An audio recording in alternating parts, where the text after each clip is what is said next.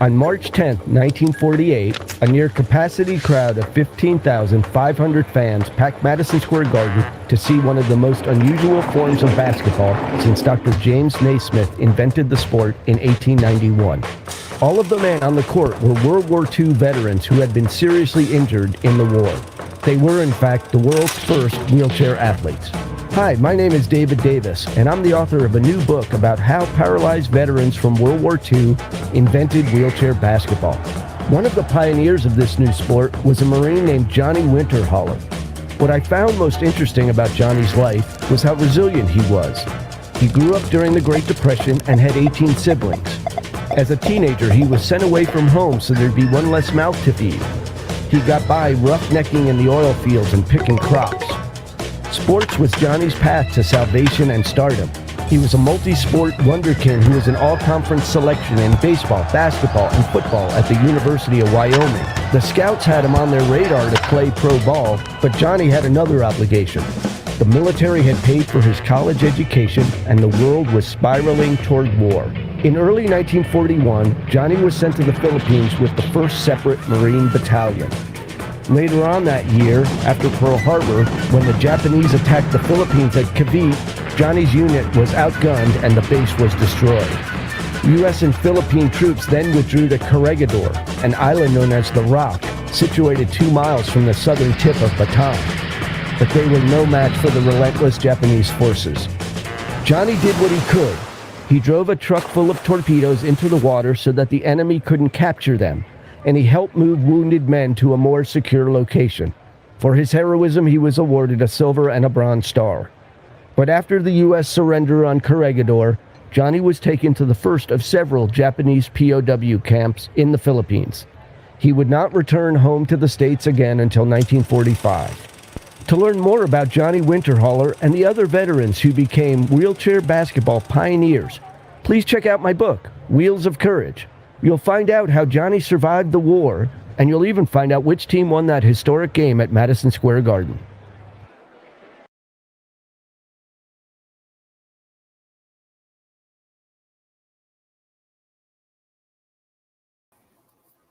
Good afternoon. I'm Christina Rice, Senior Librarian of the Los Angeles Public Library Photo Collection. Thank you for joining us as we welcome Paralympian Candace Cable in conversation with David Davis, author of Wheels of Courage, How Paralyzed Athletes from World War II Invented Wheelchair Sports, Fought Disability Rights, and Inspired a Nation, which was released just last week. And when I checked this morning, was available for checkout in ebook form through the LAPL website. So I think if you hurry quickly, you can check it out and start reading it immediately. So Wheels of Courage utilizes images from the Los Angeles Public Library's historic photo collection, which documents life in Los Angeles from the 1850s to the present. Right now, we have over 133,000 images from the collection that have been digitized, and you can view by visiting tessa.lapl.org. During the course of the program, please feel free to add questions to the comment section, and we will have a Q&A portion at the end. Now, I'm pleased to introduce our two guests. First off, we have Candace Cable, who's a 9-time Paralympian and was vice chair of the bid committee that won the LA2028 Olympics and Paralympics for Los Angeles. Cable was the first woman to medal in both the Summer and Winter Paralympic Games. She won 12 medals at the Paralympics, including 8 gold medals. She is also the 6-time winner of the Boston Marathon, women's wheelchair division, and the winner of the first 4 Los Angeles marathons, again, the women's wheelchair division. The Southern California native, yay, is a member of the U.S. Olympic and Paralympic Hall of Fame. Next up is David Davis, who's the author of 6 books, including the recently released Wheels of Courage, as well as Waterman, The Life and Times of Duke Kahanamoku. His work has appeared in the New York Times, The Wall Street Journal, Sports Illustrated, Smithsonian Magazine, Deadspin, and Vice, and has been anthologized in the Best American Sports Writing Series. He lives here in Los Angeles, and I'm thrilled that he has been a longtime member of the board of directors for Photo Friends, the nonprofit organization that supports the photo collection. I'm pleased to turn it over to both of you. Thank you. LAPL.org. Thank you. Thank you, Christina. Thanks, Christina. Hi, I'm Candace Cable, and I use the pronoun I'm pleased to and her, and I'm a Caucasian woman First off, we with have long brown Candace hair, Cable, and I'm who's a wearing a nine-time red collared Paralympian. shirt and blue glasses and behind me is a really colorful wall of art of outdoor images. And I'm really excited to be here today to be able to have a conversation with David Davis about this new book and delve into some little areas around the Paralympics, disability, and disability rights. So I want to start off first with saying hello to David. Hi, Candace. How are you? Thanks for joining me. I'm great, and I'm also really excited to hear some of the backstories because there's so little history and information about disability history outside of the rights movement, and all these other pieces outside the rights movement contributed to the rights movement. So what got you writing this book? What was the interest of it? And let's start there. Yeah, thanks, Candace, and thanks for having us, LAPL. Really appreciate it. The impetus for the book was I was doing research on my previous book about Duke Kahanamoku, and was doing some research and ran across one of the first wheelchair basketball teams ever.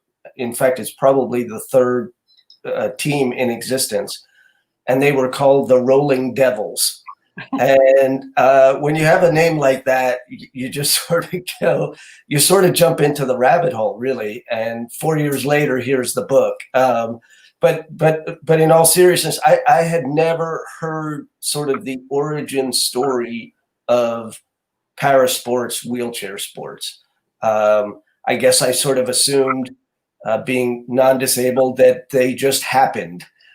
Somebody waved a magic wand at some point. And I didn't realize that it started with the World War II veterans, and in particular, those who had been paralyzed on the battlefield. And it was a movement that started in the United States and in England at the same time. In the US, it was the VA, the Veterans Administration, the hospitals. So there was one in Van Nuys, Birmingham VA Hospital, and they became the Flying Wheels, probably the most famed wheelchair basketball team in existence, and the Rolling Devils, which were from Corona. And there's a photo of Birmingham team in Van Nuys, and that's about 1946, 1947 in that gym, which still exists.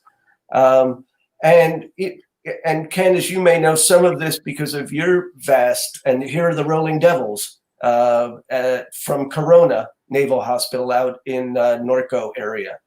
And Candace, you may know some of this in the sense of, in the beginning, this was about rehabilitation.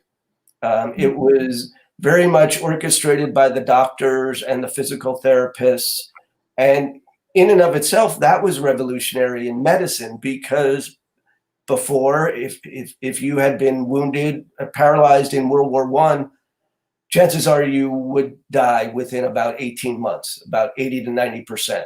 And if you did survive, you would be placed in an institution or pretty much shunted away in the family home.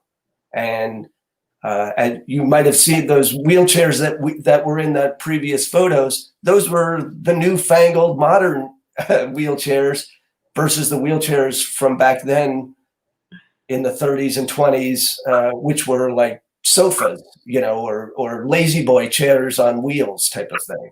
Right. So, and weren't the wheels backwards, the big ones in the front? Yeah. And the little one in the back, and they were made of wood? Exactly. They were huge. They were over 100 pounds.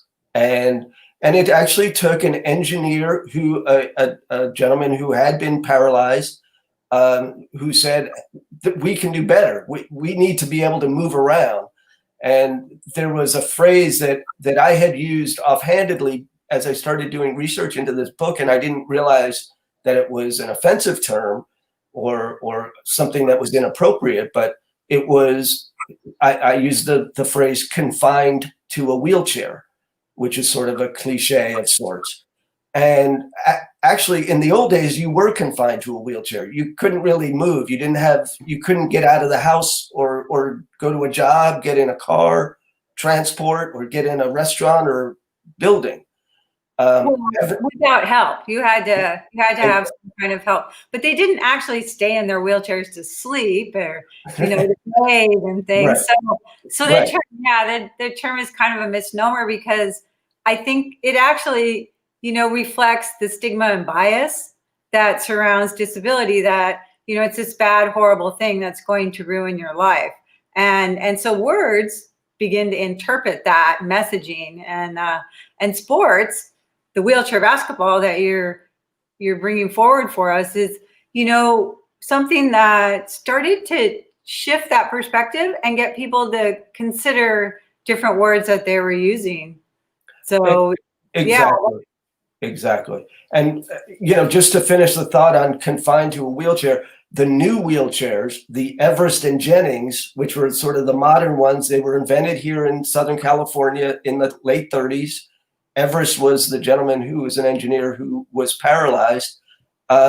They made it so that you were not confined to a wheelchair, that you could go to the basketball court and play sports, that you could fold up the wheelchair, put it in your car and drive to your job, or you could wheel it up a ramp at your accessible home. So anyway, it changed that, and you couldn't have had wheelchair basketball with those old chairs, but with the new chairs, you could. So it was a mobility improvement for sure. Well, and it sounds like it was a colliding of events that came together. Right. You're telling us about, to bring forward this sport, and that California also is a pretty hotbed of innovation. Yeah, correct. And certainly in sports, they were. The other team that was forming right around the same time was in Massachusetts, at the VA hospital there. But it really was the effort of both the Rolling Devils and the Flying Wheels, in terms of, because what the Flying Wheels eventually did was, because there was no real competition for them to play in Southern California, they got on a plane every year and they would go to the East Coast and the Midwest and play all the teams, and they would barnstorm. And it really helped, every newspaper covered them when they were in town. They raised awareness of paraplegia and disability to a huge extreme. Every type of publication covered them. One gentleman was on the cover of Newsweek in his wheelchair, in his basketball uniform. And let's face it, not too many years before that, Franklin Delano Roosevelt refused to be photographed in his wheelchair as the president of the United States, precisely because of what you were talking about, I think, before, which was sort of the stigma of disability, or the non-acceptance of disability in the society. I believe one thing that I read about him was that he was encouraged not to show it because it would show weakness, and they considered his polio, his disability, a weakness rather than a strength. Correct. Correct. Yeah, you're absolutely right. There was a lot of deterring of being able to see this, and so the sports really brought it to the forefront. I mean, being on cover of Time magazine is right. And what that clip that we showed before, here you have them playing in Madison Square Garden, and they played in they played in the Pan Pacific Auditorium out here, and Long Beach Arena, or Long Beach Auditorium, and all of the big arenas across the country. And it really did, as I said before, raise awareness. And it even led to a movie, which was Marlon Brando in his first starring role in a movie called The Men, which was shot at Birmingham VA Hospital in Van Nuys, and depicted, the veterans, the paraplegic, as they rehabbed in the hospital. Yeah, we're gonna show a clip of that. I think we have a little clip. Yeah, let's see. Thank you, Neil. Yeah. What are you trying to do? Walk out of here? No. But I'm gonna be married standing up.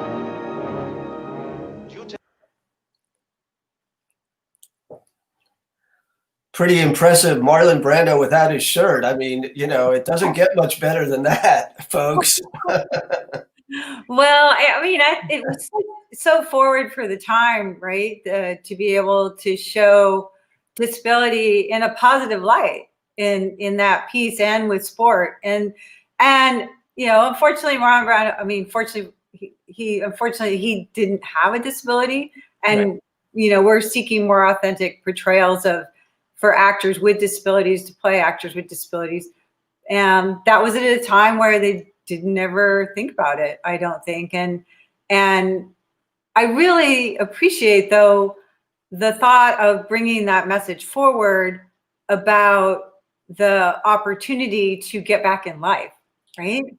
That sport also, with the rehabilitation piece, gave people that path, that direction to spread out, get back into life, and be a part of life. And it was probably pretty difficult in the 50s to do that, being that there wasn't very much access for someone who used a wheelchair. So they would need a lot of help and things like that.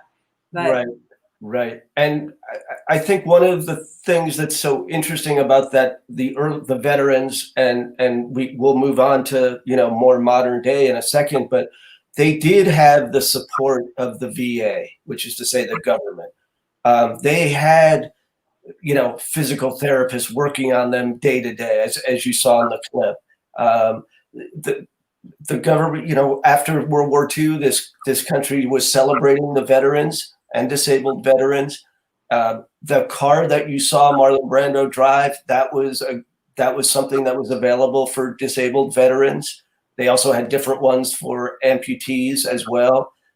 Same thing when you saw him looking at the house, there was a bill that was passed and signed by President Truman.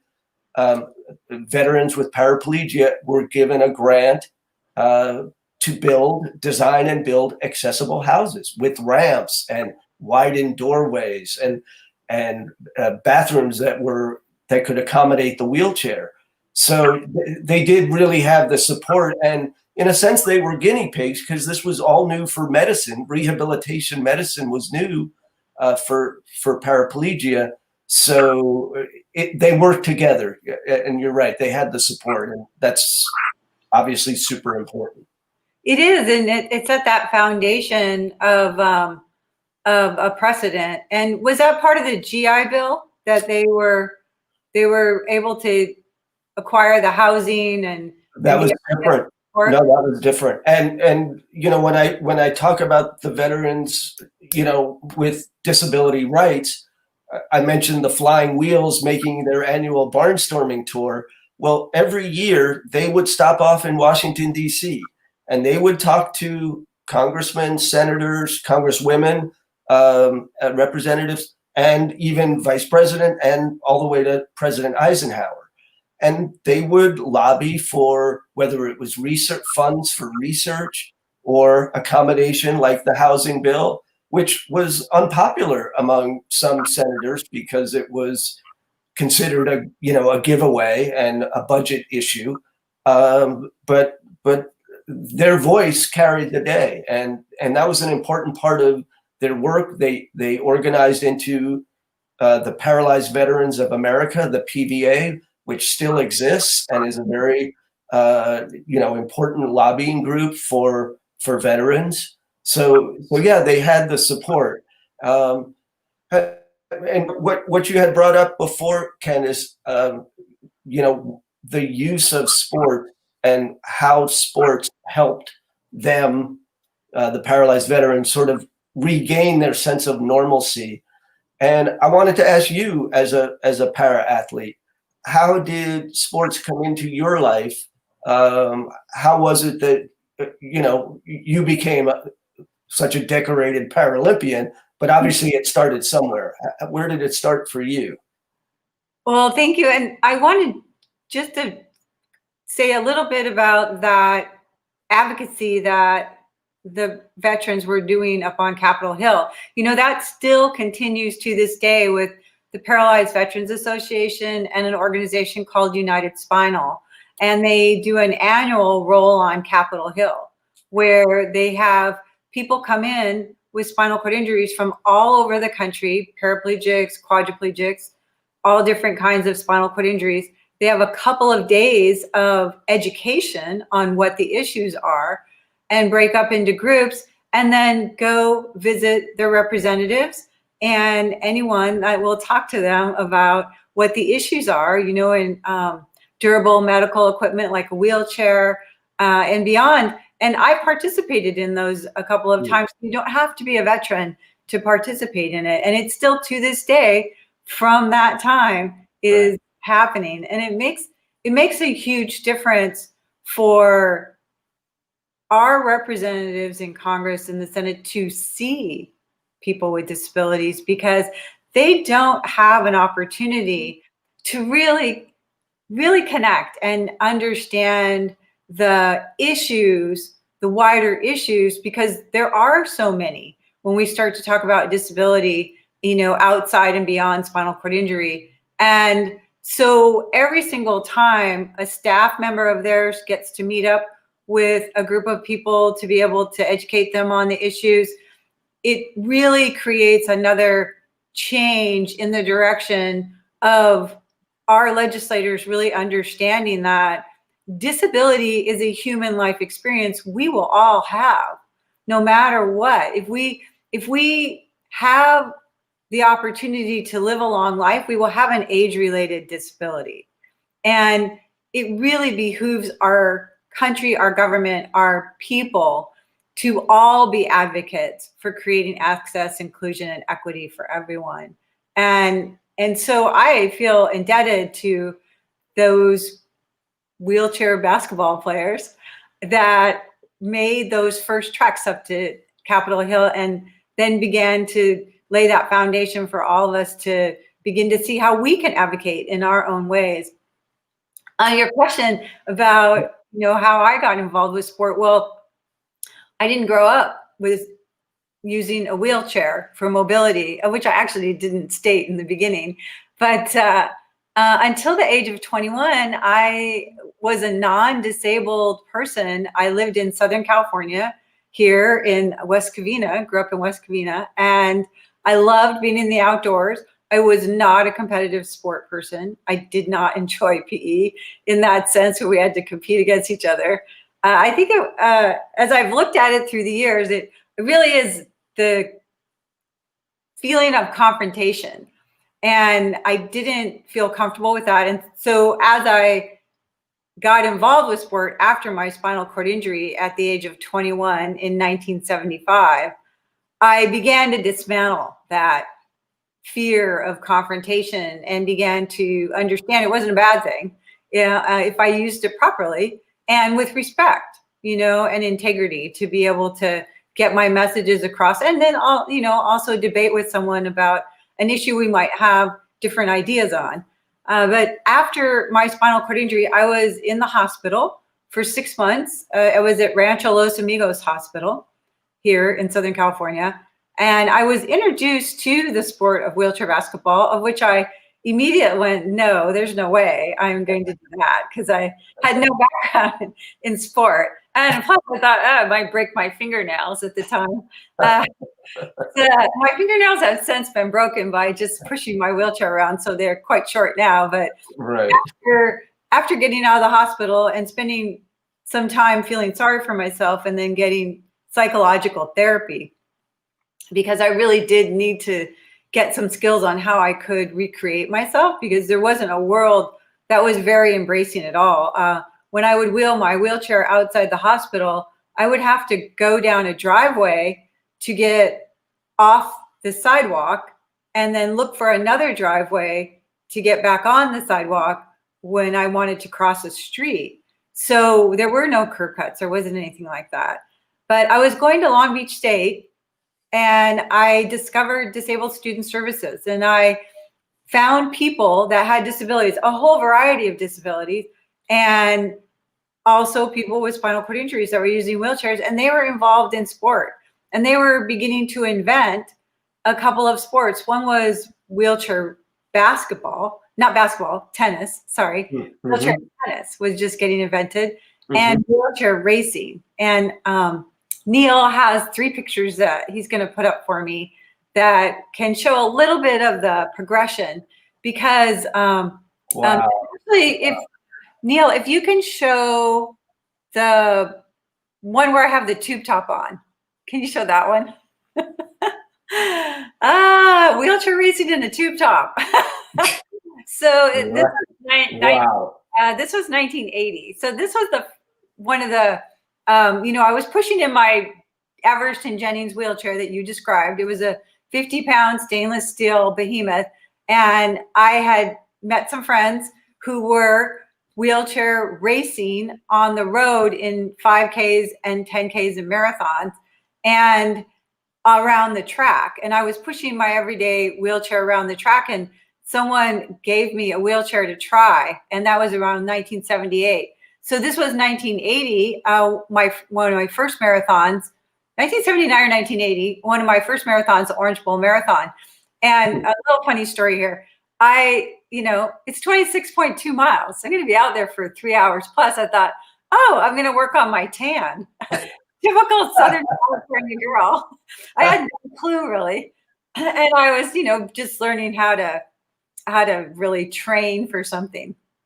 It was a really poor decision on my part to wear a tube top, because it really was push, push, pull up, push, push, pull up. I probably could have been much faster, but you can see that the wheelchair is 4 wheels, and it's a smaller wheel in the front, bigger ones in the back, but there are no brakes. We did not wear helmets. And the steering, I actually have my hands on a couple of pegs that are coming out of the top of the front forks to steer with. So then if I can get that first picture, Neil, that you put up with the 4 wheels, and this wheelchair was an evolution of that previous wheelchair with bigger wheels in the front. We were still using 4 wheels. And if you can see in the very front of my wheelchair, there's a piece of metal sticking up. That was connected to 2 springs that were attached to my wheels and a tie rod that would help control the front wheels. So while I was getting involved in wheelchair racing, I also became a part of a group that was pioneering the evolution of the sport and the equipment.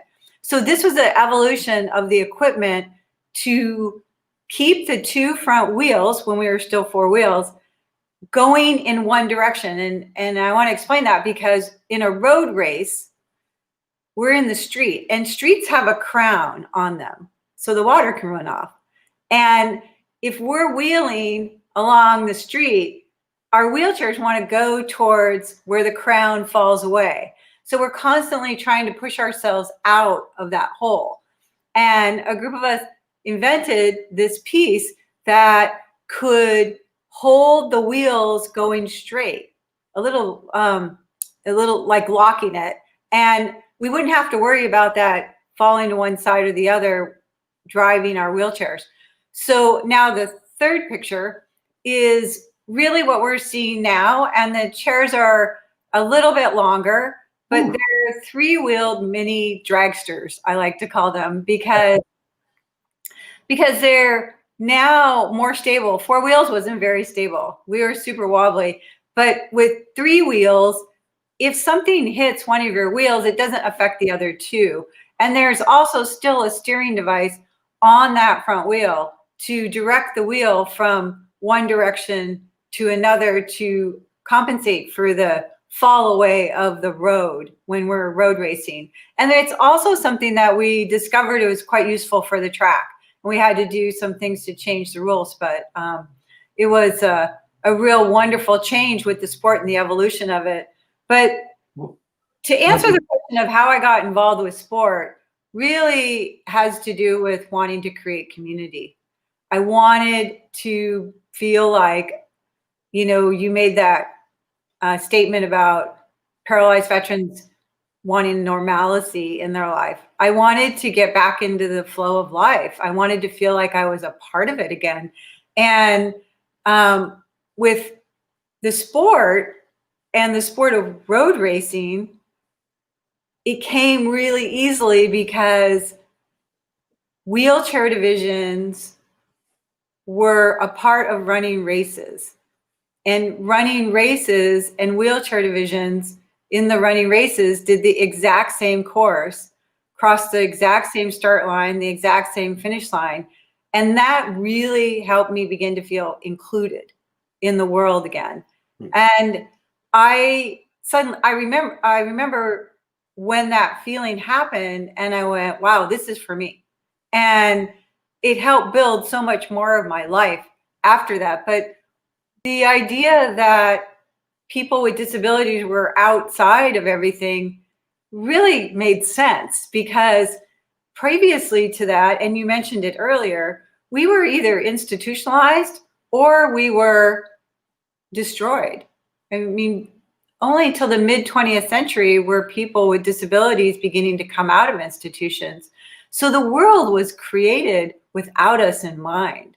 And I have a story. My first Paralympic Games in 1980 was to be held in the same country and the same venues as the Olympic Games. They were starting to think about and do this process. And those games were held in 1980 in Moscow. And the Soviets said they didn't have any disabled people. Right. So they weren't going to hold the Paralympics.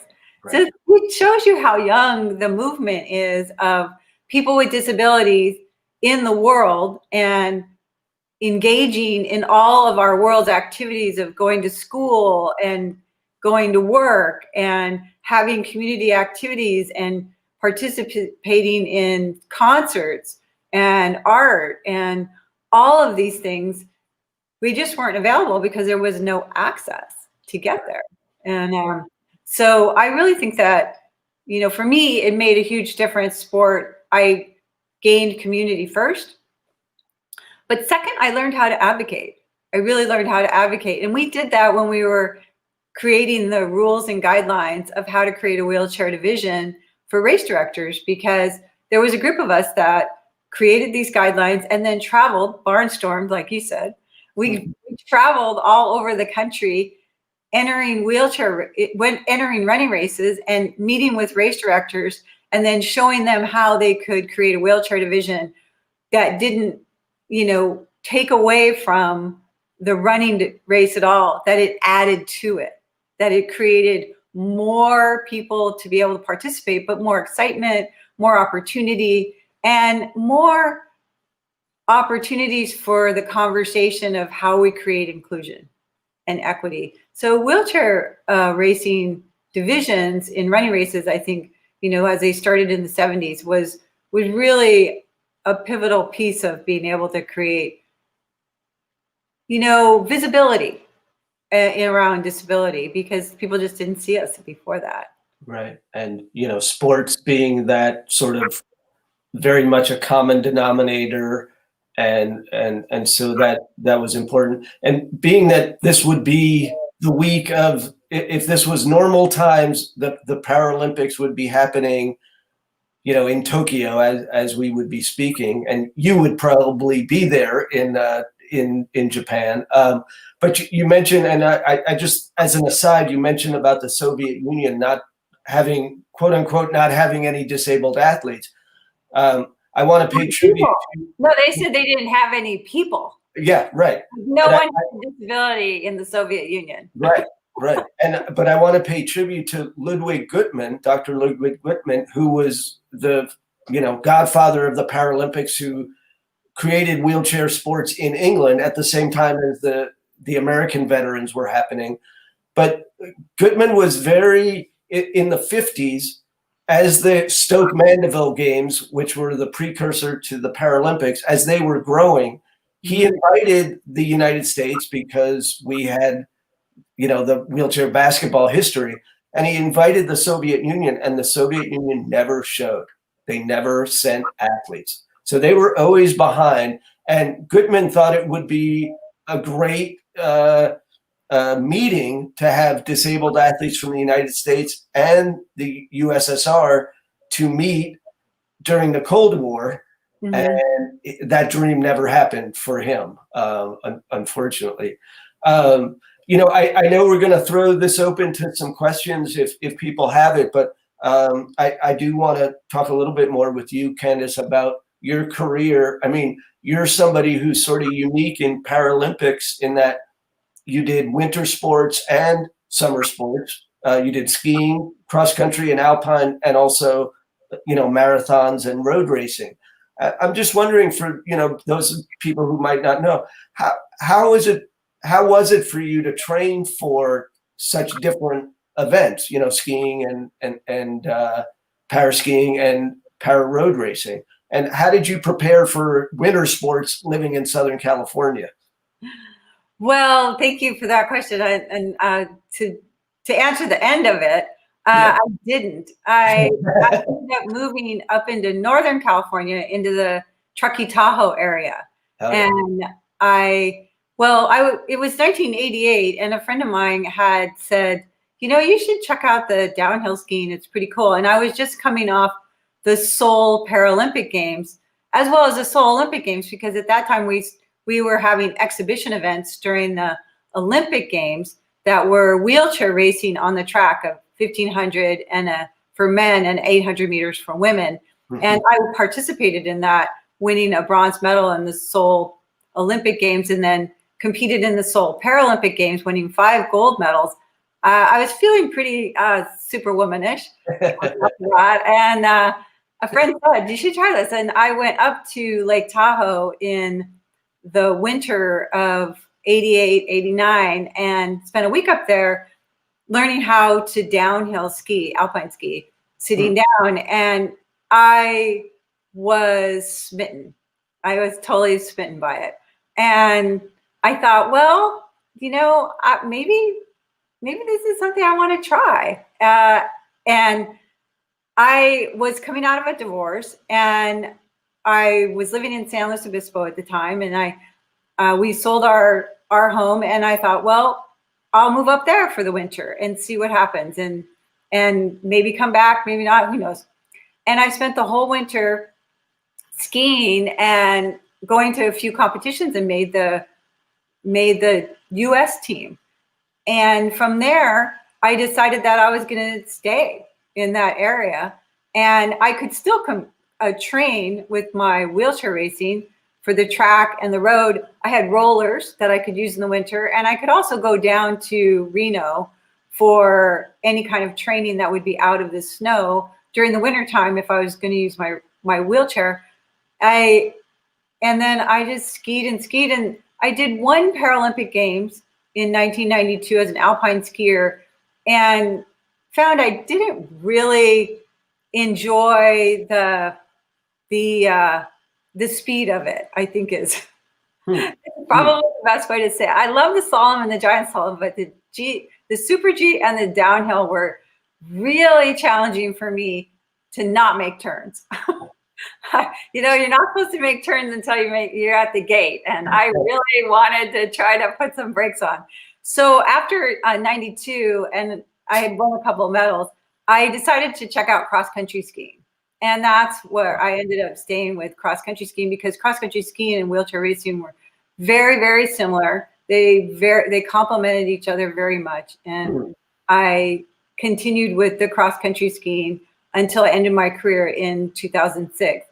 But I have to say that one of the areas that really stood out with sport for me and advocacy was the positive visuals that people always have with sport, but the universal language of inclusion that sport has really helped me build my advocate side and helped me build a program that I continue to put out today called Understanding Disability, that's about teaching non-disabled people about the experience of disability, all the different types of disabilities, the language, the laws, the sports, the models around disability, the bias that we all have in areas of things, but around disability, about ableism and how we dismantle ableism as we seek to dismantle discriminatory practices in this country.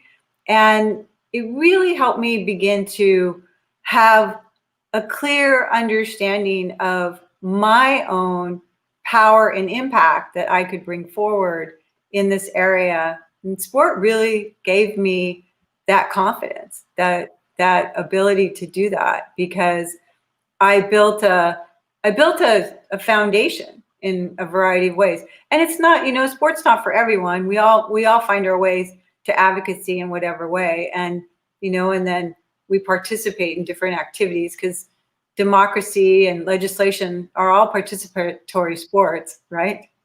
But, and before we open it up to questions, I want to hear you touch on Justin Dart, because Justin Dart is in this book. He was one of the leaders in the disability rights movement to get the Americans with Disabilities Right legislation passed and the act passed. And he traveled all over this country teaching disabled people about how they affect legislation and policy and how to do it. And that was not something that people with disabilities understood or even thought they were capable of doing. And it was huge, and it made a massive difference in the passing of that act. So can you just tell us a little, wheelchair basketball and Justin Dart and Japan? You got to tell them the story. Yeah, it was I had never really seen this written about before, but in an oral history that Justin Dart gave, it led me to what had happened, which was in 1964, the Paralympics came to Tokyo. It was the second official Paralympics after 1960 in Rome. And it wasn't as formally recognized as it is now.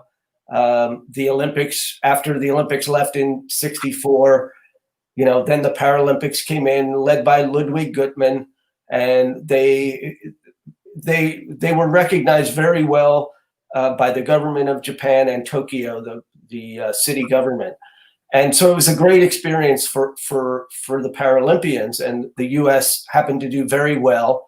Justin Dart had polio when he was a youngster.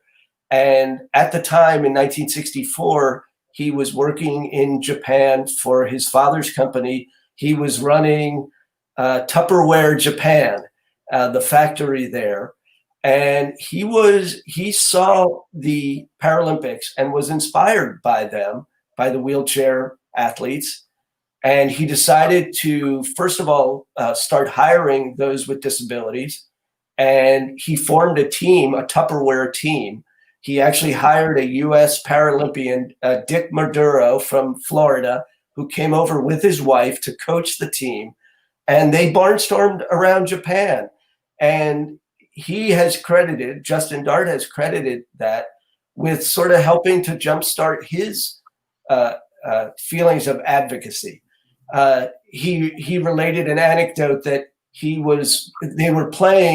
wheelchair team was playing the Japanese national team, who were using borrowed wheelchairs for the occasion, and the Tupperware team was killing them. And the producer of the TV show came to him and said, "Hey, could you guys relax a little bit and let it?" And Justin Dart said, "No," and used a lot of curse words. "No way. We're going to show these guys what we can do." And when Dart returned to the United States with his wife, he eventually ended up in Texas, and that's where he really started the advocacy. And by then, there was a bit more of a movement, an activist movement here in the States beyond the veterans, a lot of whom were graduates from the University of Illinois, which had always been very open to having students with disabilities. And what you said before, Candace, is absolutely correct. Dart was the one who went around the country and held town meetings, talked to every type of group you could imagine, whether it was veterans or doctors or people with disability, caregivers, and said, what do we need to do? What do we need to have in the legislation? And then what do we need to do to pass the legislation? And so that connection was to me, when I saw that, it sort of resonated. It came full circle, that how much sport impacted politics and those with disability, but also the reverse, that it's very important to be in that political game, as you say, which takes sharp elbows. And we're in terms of talking, and I don't know if somebody's going to jump in on questions here. Christina, if you have any, let us know. But I had a question for you, Candace, is because you were involved with the bid for the LA Olympics and Paralympics for 2028. Mm-hmm. What do you see would be sort of the wish list of a vision for LA Paralympics in 2028? Because aside from those 2 exhibition races in the Coliseum in 1984, where Sharon Hedrick won for the women, we didn't have a Paralympics in the U.S. In 1984. So this would really be our first opportunity. I guess Atlanta to a certain degree. Yeah. Well, we've had some other Paralympic games in the U.S., but in California, in LA, we've had 2 Olympic games so far, and we didn't have the '84 Paralympic Games. Right. But I wanted to mention that Yoshiko and Justin, together, they, his wife from Japan, they were such committed advocates to supporting people where they were and with what they needed to know to be able to participate in the process of creating policy, advocacy, and legislation. And Yoshiko, to this day, is still actively involved in everything that is happening for the disability rights movement. Mm-hmm. And so the legacy keeps on. It's a great story, and I implore anyone who's listening to this that doesn't know about the rights movement, please check it out. And there's also a little piece on the disability rights movement of being able to get the regulations written for the Rehabilitation Act 504, which was the precursor to the ADA. It's called Drunk History 504. You won't be sorry that you watched it, but you will learn a great deal. There is a question here from Michael Rosenkrantz. I'm seeing, have you all seen Rising Phoenix on Netflix? Rising Phoenix is a new documentary on the Paralympics. I personally have not seen it, Michael, though I've heard really, really great things about it. How about you, Candace? Have you seen that? The new movie? It's that and Crip Camp are both films that are on Netflix right now. We have 2 films focused on disability, and super excited for people to see it. It's a really great thing. Back to the idea of LA 2028. Thank you. Yeah. Really so energized by the idea that we have a games coming to Los Angeles in 2028, and we have a spectacular organizing committee that is really bringing forward creativity, optimism, imagination, that are all earmarks of Los Angeles, right? I mean, here in LA, we have diversity that 140 languages are spoken in this city. And our mindset of an independent identity that has self-expression and is limitless is something that will bring the messaging of inclusion and equity for everyone forward. I'm really looking forward to what this organizing committee brings forward as we get closer and closer. We're coming into almost 7 years out next year, and it is when things start to ramp up. And I think we have a video that just dropped today to talk about, just give a little sizzle excitement. We are citizens of the world, a world we call LA. We speak hundreds of languages. So many nations, dialects, and different perspectives represented. LA is so open and embraces so many different types of people. We bring our truths, then turn them into something new. We're here for the same reasons as those who came before us, to create the world we want to see. We're more than a city. We're a mindset, a movement. It's freedom. You can be the person you want in Los Angeles.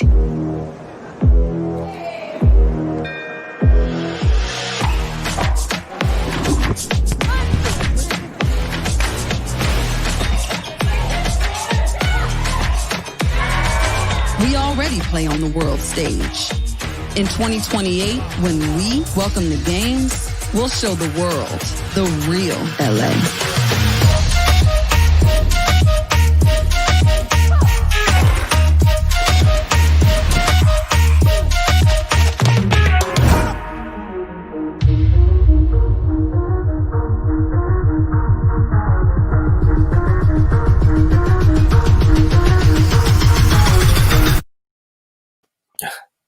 Nice. That's a sizzle reel. That's for sure.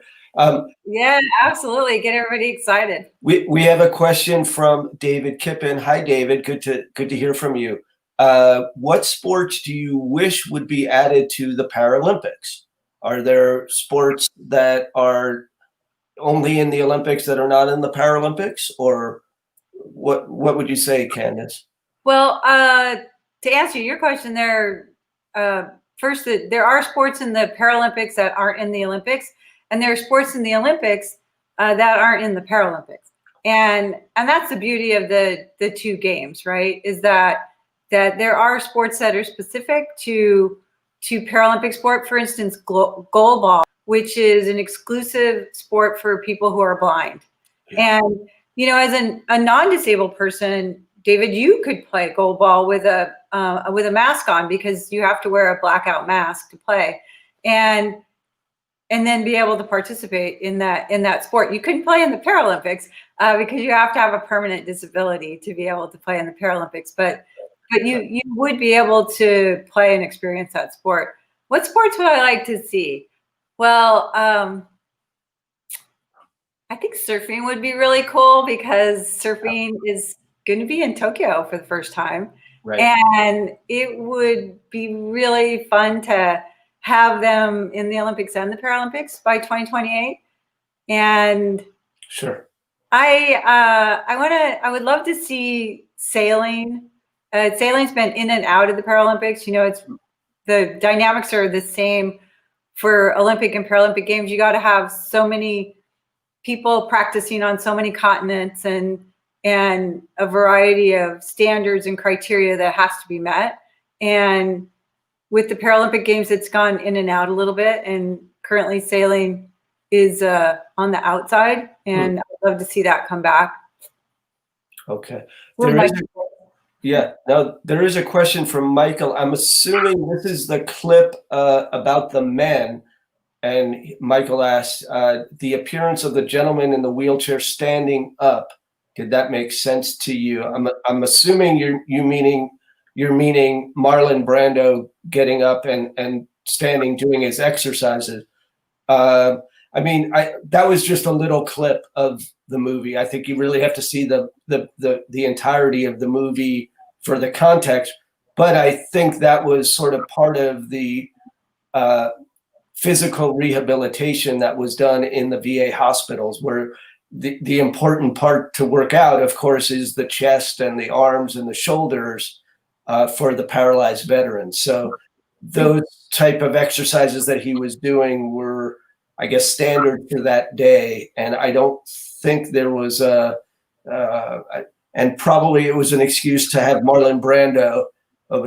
No, David, I'm gonna interrupt you, and I apologize, but long leg braces, excuse me, long leg braces that he had on are they're used all the time for people depending on their level of spinal cord injury. And so if his level of spinal cord injury is around his hips, which is around the lumbar area, or even the lower thoracic area, oftentimes people will be using long leg braces too. I have a very good friend, Brad Parks, who was really one of the pioneers of wheelchair tennis, and he and I were injured both in 1975, uses long leg braces all the time. And he stands up with his braces and he sits down using his wheelchair. So it's not unusual to see people using braces to be able to stand. And so I wasn't surprised by that when I saw it, because I saw the braces on him. So right. Yeah. Okay. I guess I misinterpreted. Michael was talking about something else. He was talking about the Republican National Convention where the veterans stood up. Oh.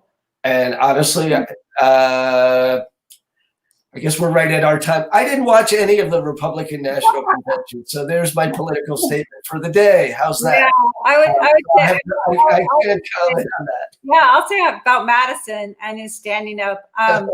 You know, if the guy uses long leg braces and he wants to stand up, that's fine. But to to require everybody stand up for the flag, I think is a lot to ask. Right.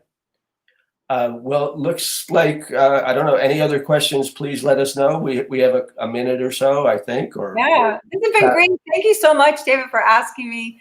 And the library for having us. Yeah, no, thank you so much. That was fascinating. I did want to address, somebody had a question, David, about getting a signed copy of your book. How are you doing signed copies right now, since you're promoting it from your home? How is It's all virtual, right? Geez, I appreciate that. That's very kind of you. I'd love to sign it. Maybe contact me through my website, www.ddavisla.com. You can send, we can exchange info. Maybe you can send me the book and I'll send it back to you, or book plate. We can figure out a way. We could meet at the library, outside, virtually. Outside. Library to go. Well, thank you both so much. I really appreciate it. And again, Wheels of Courage just came out last week. You can check it out with your e-card through the library, or you can buy a copy, which I'm sure David will appreciate. If you came in, if you came in late, or maybe you want to refer the program to someone else, this has been recorded and it is going to be available through the library's YouTube channel. So thank you again so much, and have a wonderful rest of your day. Take care. Thanks. Bye-bye. Thank you.